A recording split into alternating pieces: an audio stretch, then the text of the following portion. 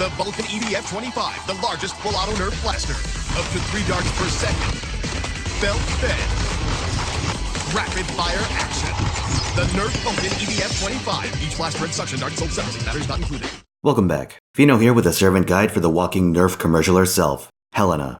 She's a 4-star archer with a quick arts hybrid deck. Let's take a closer look. Skill 1 is Summer Vacation, a party-wide NP charge with a flat star income component.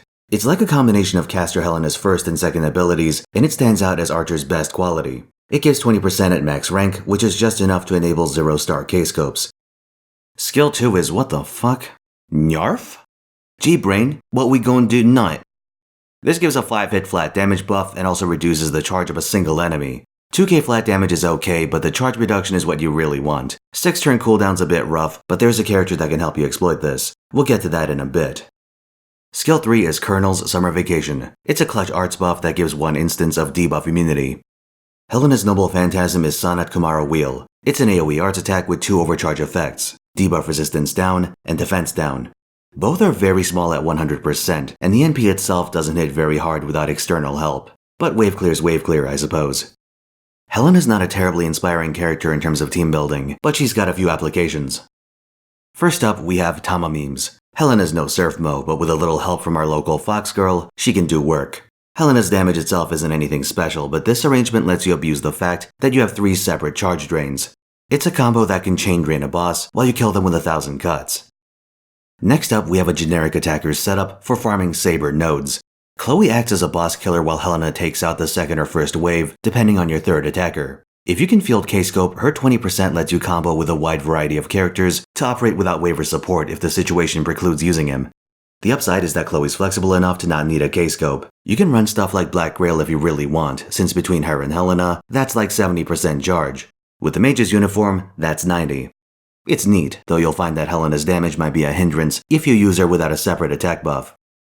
Let's say you've been farming up a storm and all your 20% chargers are Bond 10, Caster Helena, Merlin, the like. Bond uncapping isn't a thing yet, what do?